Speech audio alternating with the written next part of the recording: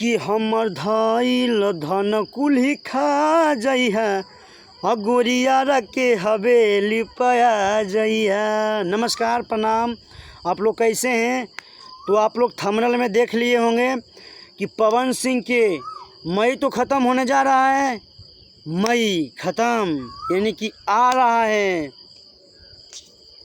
गाना पवन सिंह जी का खतरनाक, जो कि अगले महीने आने वाला है। आप लोग थंबनेल में देख लिए होंगे। पुदीना जैसा गाना है, पुदीना टेप पर गाना आने वाला है जल्द ही। तो आप लोग वीडियो में बने रहिएगा। मैं आप कुछ बताना चाहता हूँ।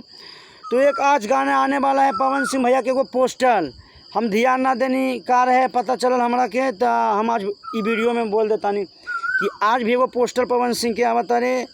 और पहली बात तो ये है कि अगले महीने से होगा धमाल, जो कि पवन सिंह अब मूड में आ गए हैं।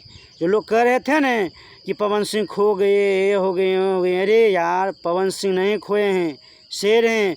बैक टू बैक गाना आएगा। अब देखिए धमाल क्या होता है पवन भैया के। तो मिलते हैं अगले वीडियो में। जय हिंद, जय भारत, आर्मी लवर।